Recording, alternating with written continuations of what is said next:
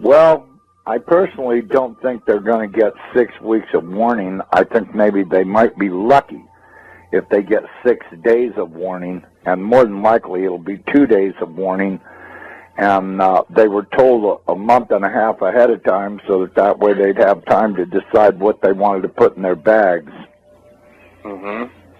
And that 6 weeks of warning is nonsense.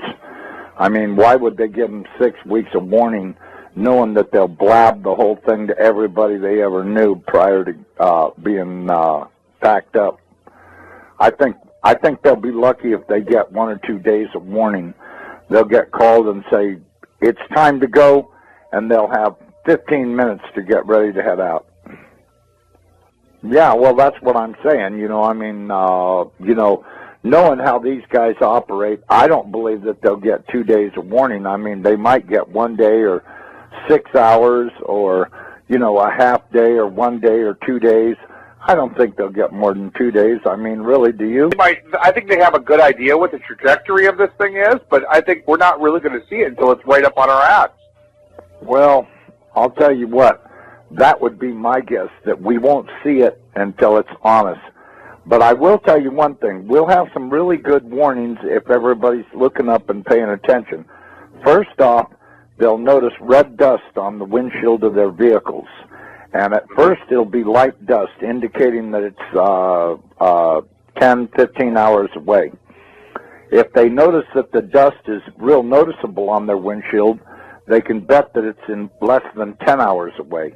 If they have heavy red dust on their windshields, it's only a matter of hours away, and they'd better immediately take cover because they're out of time. It's too late to decide to load this or that up.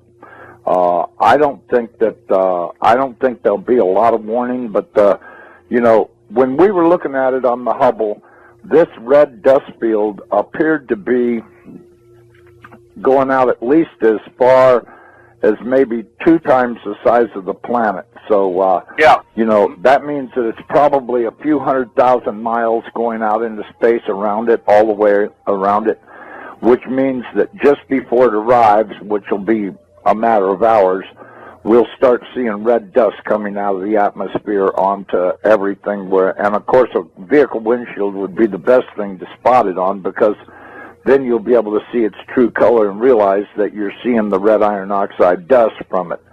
And that'll be probably between that and the earthquakes, and I think probably as it approaches, we'll start to hear the electromagnetic interference between it and us, maybe see bizarre events in the sky with the clouds, and, maybe colors flashing around in the atmosphere. There'll probably be quite a variety of warnings that it's approaching and that it's within hours of passing. It's going to be a lot more. The CIA people I talked to said that they're expecting at least a 220 to 230 degree roll, maybe a little more. They fully expect the center of the United States to be at the equator when it's over. No. I'm saying 220 to 230. That's what they're guessing. But then again, you got to remember. That's still a pretty good clip. Yeah, well, this thing's going to go by and give us a spin, and that's where we're going to supposedly stop. They told me they ran 10,000 case scenarios on shifting the planet upside down. They did it 10,000 times on the Earth.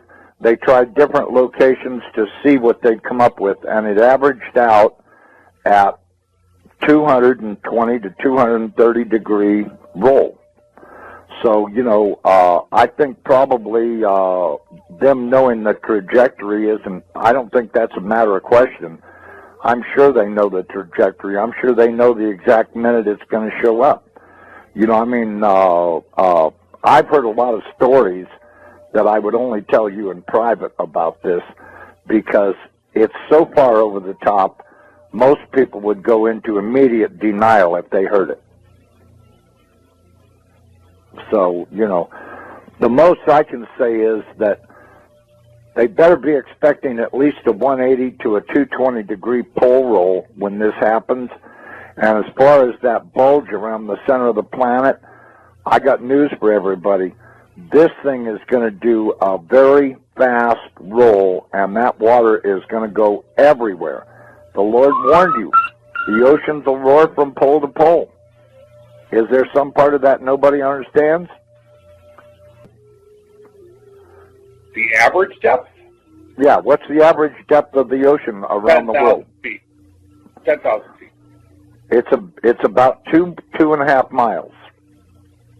That's the average depth of the ocean. Although the depth does increase at the equator because there's spots where it's averaging 7 miles deep. Pole rolling into the position of the South Pole. That means that the North Pole has got to go through that bulge before it can reach its final resting place. So we're going to have 7 miles of water doing some serious washing around on the land. So let me ask you this: if we did a 220-degree pole shift, would that be an instantaneous pole shift, or would that be a? No, it's going to be, as I understand, it's going to happen over the course of half an hour to an hour. And actually, they said 28 minutes. That's pretty instantaneous. That's pretty fast, yeah.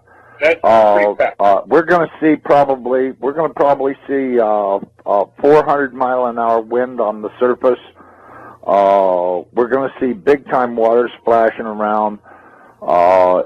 We're going to see earthquakes that are so bad that it'll set off every volcano ridge on the entire planet. Every volcano ridge on the entire planet will be going off. The tectonic plates will be being jerked apart by probably miles apart, as the surface of the earth will be like a bowl of jello. It'll be flexing around so hard that every tectonic plate everywhere on the planet will open. The volcanoes will be shaken so hard that they'll start erupting. It's going to be one horrific scenario after another. You're looking at hell on earth here. This ain't going to be no joke. This is going to really eliminate a lot of people because either they didn't know about it or they didn't believe, or whatever the case may be. It's going to be a real shame for them because I'll tell you, when Nibiru rolls the planet upside down, it's going to kill 4 billion people, and that's the first day, and the rest will survive on, but very few survivors will still be around when the weather finally gets good enough to get a full growing season, because they just were not prepared enough to make it, and it's going to eliminate a lot of people. I mean, I wouldn't be under these underground facilities that all of these elite people think they're going to hide out in, because they're going to be torn to pieces by the flexing of the planet. I mean, the crust of this planet is going to really act up big time, and there won't be any survivors in those underground facilities. Well, I'll tell you what. I really don't think that the survivorship of this will be real high because of the denial. The level of denial in this country is obvious by Department of Homeland Security planning to fight everybody. The United States government has been terrorizing everybody around the world forever and ever. The churches are all in denial. I mean, the Chinese, they take babies and cook them up into stew and stuff. It's taken over this planet, and that's why I said about the churches being asleep. The churches have not protested this at all, and they're going to pay dear for having kept their mouths shut and been politically correct. This is the one that's going to cost them their ass, and one evil thing stacked on top of another. And all of these people that have been condoning all of this stuff, they don't talk about it. They just, they own stock in the companies, and they think they're getting rich, and what they're actually doing is getting ready to die, and they don't even know it. I tell people all the time, guess what? You're probably not going to be alive this time next year, so don't worry about what you're doing. Well, but, one of his favorite subjects is to talk about giants, because our military has ran into quite a few of them in caves in the Middle East over there. And they've came across several ones that were alive. They've even managed to capture a couple of them. They've had to kill a few of them because these guys aren't little guys. Apparently they caught one recently that was, I don't know, I guess about 14 feet tall, and they had a hell of a time subduing him. They discovered that their small arms fire were not very effective against these guys, but you know, when I think about the size of that spaceship that I saw last year going across the mountains here in Colorado, I don't know how big these guys are. Steve Quayle says they're real big, that some of them are as tall as 38 feet. This thing was big enough to where it could have had a few thousand of those 38-foot tall guys in it, and it would have been no problem, because I'm telling you, this thing was at least 1,000 feet in diameter, maybe more, and at least a couple of miles long. I mean, it was big.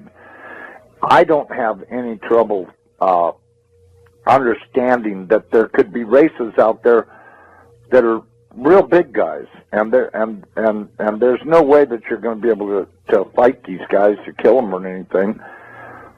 You know, if you think about what happened, when was that, about 10, 15 years ago, that big one landed in Russia right in the town square, and these great big guys got out of it and were working on it while the whole town stood around and watched and went, holy shit, look how big these guys are. And they were great big guys. I guess they were about 12 feet tall or something, and they were working on their spaceship, and when they got it repaired, they flew off in it. But, you know, it landed right in the middle of the town square. And everybody in the whole town saw it. And it was a couple of mentions on the news about it, but not really too much. Mainly in the little rag newspapers and stuff were pictures of it. And a lot of people took pictures of it. They took pictures of the guys that were working on it, and they were great big suckers. So, you know, are there big guys out there? Yeah, there are. Well, the Bible says we're going to see all kinds of stuff happening. And I can tell you, these military people have been so far out of control for so long. I think the American people would be terribly shocked if they ever got away from their vomit TV and started checking out what their government's been doing. They would not only be horrified, but they'd be in shock and horrified at the same time, just how really far out of control these people actually are. And all of this stuff has been kept a secret because the American people are willfully stupid. And this is going to come home to haunt them. I can guarantee you there's going to be trouble on the horizon they can't even imagine. And I can tell you, just the thought of 14, 15-foot tall guys dressed in military uniforms doing God knows what. I mean, I've always thought since day one that the pyramids were built prior to the last pole shift, and that they were stacked up probably by these big guys, because there's really no other explanation for how stones that big got mounted up. I mean, you look at some of those things, and the architecture and design and construction is just so far over the top. And now we've got all of these ragheads over there in Egypt talking about they want to tear them down. Yeah, well, I was you know talking what? about that earlier today. Yeah, this is just insanity. They took out their dictators around the world. They've been taking out the dictators so that they could put in their dummies and get their one world order thing going, which is how they've got to do it. They've got to take out all the leaders in every country, and then place their Rothschild dictators in position. And of course, you know, that'll bring in their one world order because they'll all work for the same guy. But you know, now they've got these morons down there in Egypt that want to tear down the pyramids. They want to do this, they want to do that. You know, I don't know how they plan on doing it. You know, what are they going to put a nuclear weapon in the thing and blow it up, or what? Because they're sure as hell not equipped to dismantle it manually. They'll have to blow the things apart. They put. I was afraid the government would respond to the financial crisis by doing more of the same policies that caused it, which is more deficit spending, more cheap money, more central banking and central planning. And as a result, I think the U.S. economy is now poised for a much bigger collapse. I think that what's coming is a sovereign debt crisis and a currency crisis that will make the financial crisis of '08 look like, the proverbial Sunday school picnic. This is something that's affecting the economy right now. Oh, absolutely. The fiscal cliff specifically is one of the major ways in which the slow recovery that we have could be completely derailed. Hard landing in China, euro collapsing, problems in the Middle East, and fiscal cliff is probably paramount in that area. As a matter of policy, as opposed to an apocalyptic. And the most important price is interest rates, which have to go up. That is but no one wants to let them go up because the banks will fail. We currently have no price integrity in any asset in America. And we're on the precipice of collapse. That's right. What we are. So this system is in collapse, and it's unbelievable, and most people don't even see what's going on. If you watch CNBC, if you actually pay attention to the U.S. media, they will always tell you there's green shoots or it's going to be a recovery. There's no chance of that. You don't think there are any signs of that? It's not possible. We're in the last days of this financial system in the U.S. This is Zimbabwe.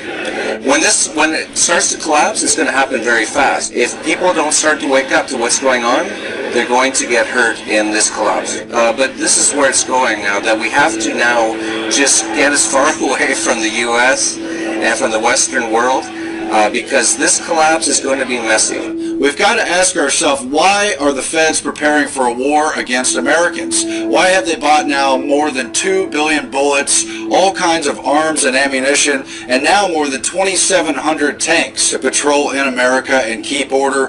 We're told it's because they love us. We're told it's to keep the peace and to increase safety.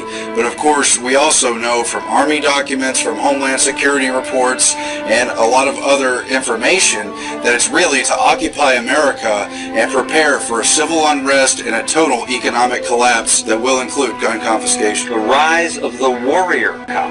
So, What do you mean? our cops are getting increasingly like soldiers. They're being dressed like soldiers, they're being armed like soldiers, they're sent out in the streets told they're fighting a war. And when you do that, we shouldn't be surprised when we see some of the results we've seen at the lead-in, where they start treating American citizens more like enemy combatants than citizens with rights. Meaning, mostly you're talking about these SWAT team raids. Over the last probably 20 years, there's been about a 1,500% increase in the number of SWAT raids in the U.S. Often it's 10 or 20 guys dressed in black, Yep. heavily armed. I mean, they look like a military squad. I mean, they look like a unit that would invade a village in Iraq looking for insurgents. Speaking of the police state, which 9/11 ushered in, a 16-year-old is questioned by FBI officials over a YouTube video that he uploaded.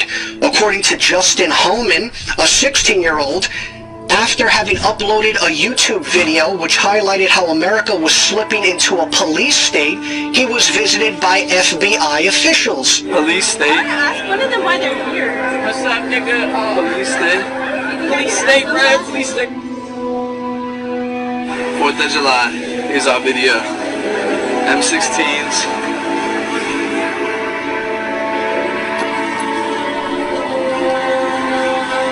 Because we don't live in a police state, sir. Martial law has not been established in this country. Open the door, sir. He's got his hand up. You're gonna kick my door. You kicked my door down. You kicked my door down. Get on the ground. You kicked my door down. Yes, we did. Get on the ground. No, you have no right to be in here. You have no right to be in here. You have no right to be in here. You have no right to be in here. Do not touch her. You are assaulting her.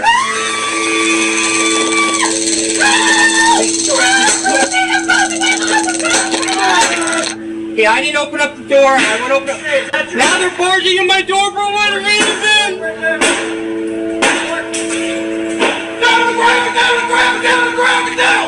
Down, put your hands! Hands, come in! Don't move! Please, don't move!